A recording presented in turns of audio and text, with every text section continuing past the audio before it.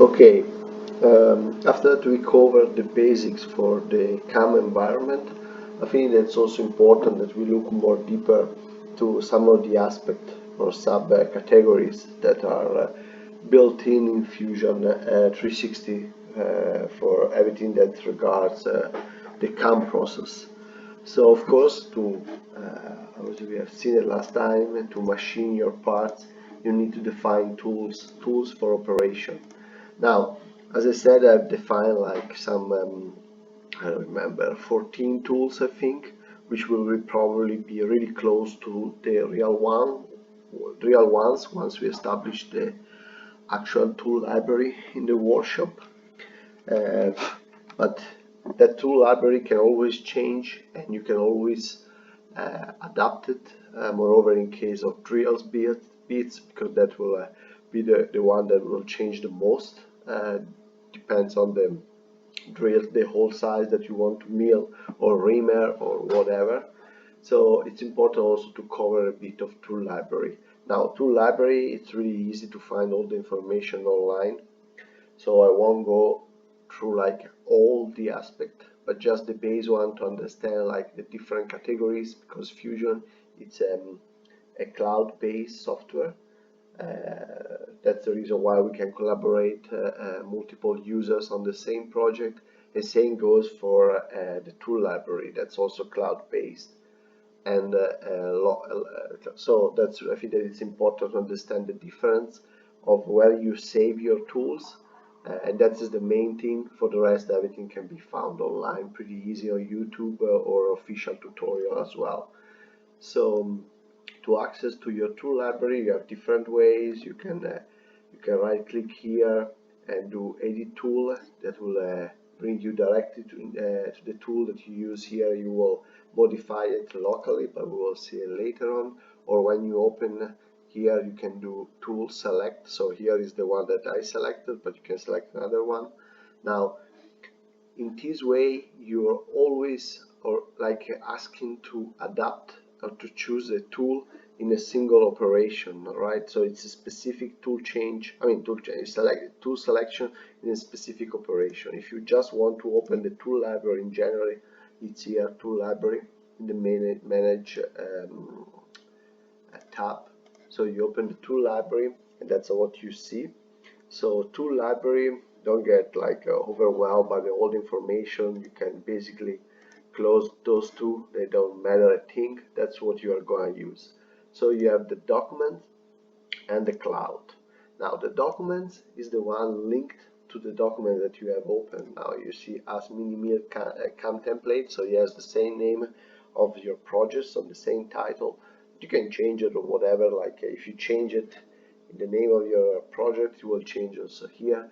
So this one is the tool library that is used in your project, and these are subcategories. So we have operation 1, operation 2. So you see the one used in operation 1 so far, and the one used in operation 2 so far. So basically we just have defined the first two, and the rest are just because I call it like for testing or whatever. And actually here are all the tools that I included in these documents.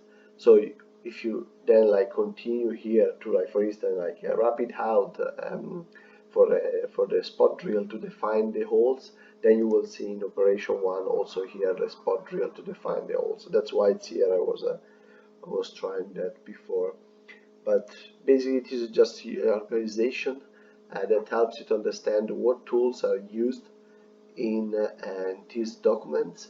And bear in mind that if you use some tools and then you delete them from the operation, you will probably still see it here in the temporary tool library in the documents, just because that will be easier for you to call it again in case you need it. So it's not that all the tools here, the one that reflect operation, are just the tool that you at least once open and selected for one of the operation, even if then you decide to delete it. So when you every time you copy the CAM template in a new folder, those tools comes to you, and that's probably enough. So in this folder, when you copy it, so we will have I can update this tool library with the real ones once we have it, and that can always be updated. But nothing stops you that when you, for your single project, when you copy this file in your folder, your local folder, and then you decide, I'd say, I don't know, like here I made some drill bits. For instance, you have a 6mm drill. I actually need a 6.3 or whatever, so you can just modify this tool locally, and that will be present like in that document for your, like in that document that you copied wholly for that particular operation. Now, how to so that's the kind of library that you find locally. So like the one linked to the project itself, while you also have a cloud library. That's really a powerful tool, because basically cloud means it's above the project, so it's in the cloud, and you can make it as much as you want, I believe. This is my official one, the one that I use at home, and the one that I also use at home. And whatever PC you connect with your Autodesk account, you will find this library in your cloud. Now, why it's powerful? Because they say that you have here the local one, and you want to add some tools.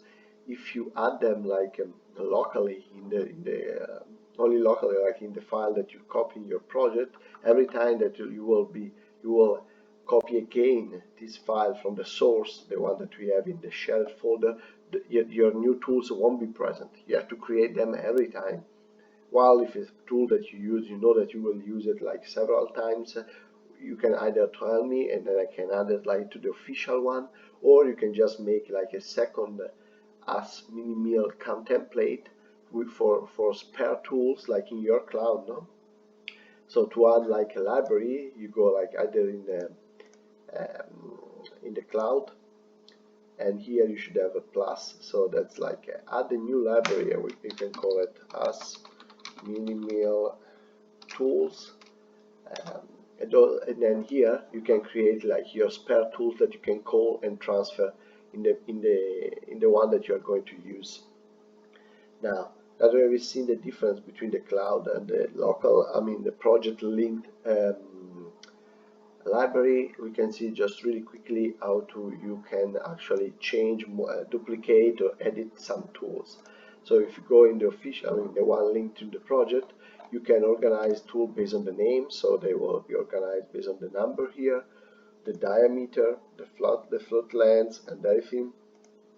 Plus, you should have also filters, so milling, for hole, for turning, cutting, probe, etc., etc., etc. If you know the name of the number as well. So let's say that you, as example, we have like this flat 3mm. We can extend it a bit. Oh, yeah. So we have a flat, which means flat. Here you can see the preview. 3mm, 50mm cutting length. So the flute length it's at as long as 50mm, so cannot cut deeper in a single pass.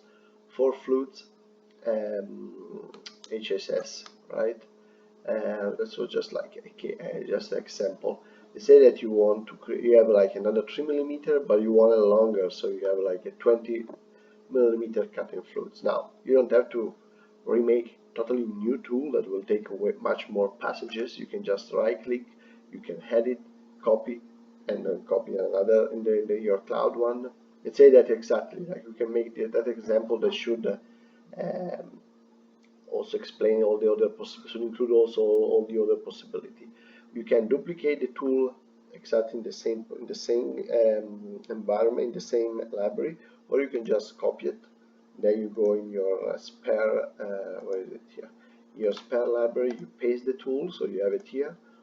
Now, either here or here. So here you open the edit of the whole tool. Here will bring you directly to the feed and speed edit panel, because most of the time that's what you modify once the tool is established. Or also right click edit tool. It's also working fine, and Fusion always suggests you the shortcut, right? So in this case it's enter. So now here you have the description, the one that you see at in the tool library, the vendor, the product ID, the link. Usually here I paste where I bought the tool, how it's called, so when it's broken I can just buy a new one. The cutter, so it's material, number of foot, that's quite self-explanatory, right? And when you go to each step it will tell you what it is, and usually there is also a bit of a description. Here is the preview. The dot is the pitch point, like the cutting point, so from where it measures the distance and the cutting diameter, etc. Shaft doesn't matter. Holder, it's the blue part that you see here. You can make new ones, like here I made my TTS tool holder that were not included in the tool library.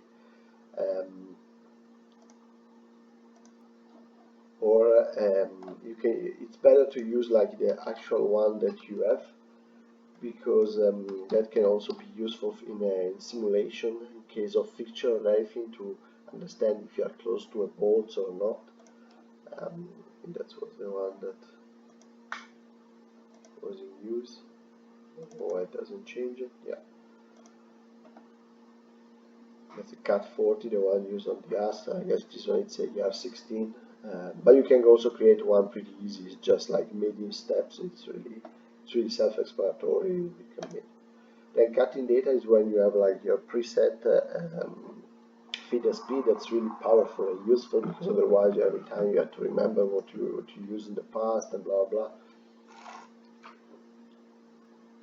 So here are some feeder speed that I made for titanium, to the adaptive, which is always a roughing, and contour, which is a finishing. And you can set spindle speed, spindle ramp, which is always the same in 99% of the case. You just have to, usually it will modify at the same time, otherwise just be sure that it's the same. Cutting feed rate, so the cutting speed while it's cutting, which results by the speed and the material in the surface speed. Feet per tooth, so that's really important, because that's the load that you get on the tool, on the single tooth.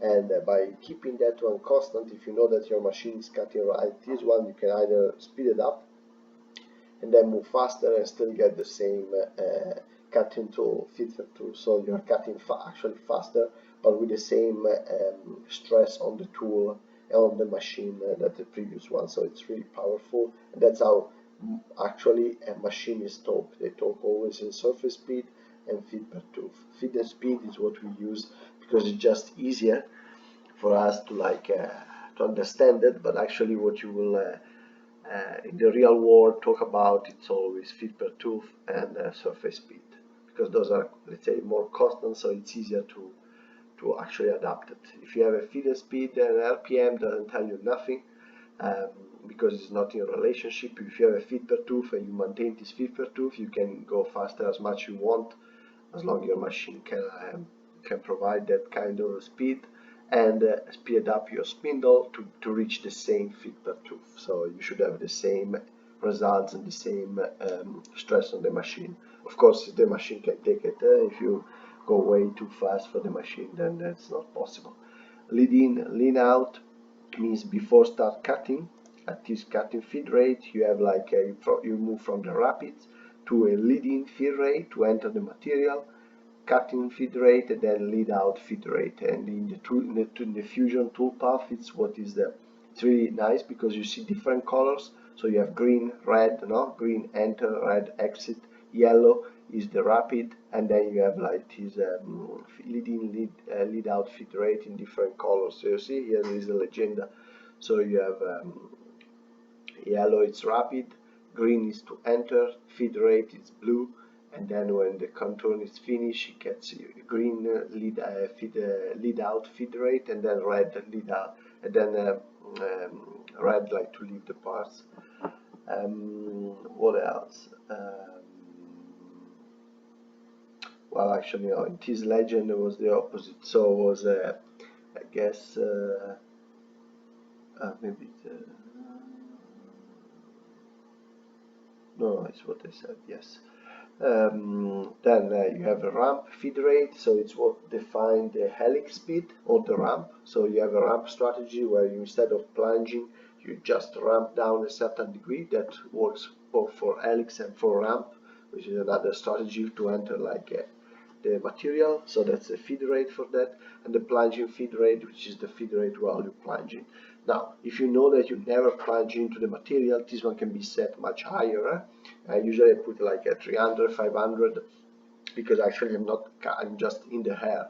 The software doesn't know it, so you have to define it. But that's just something that if you know that I'm not going to use it to actually dig into the material, you can go much faster.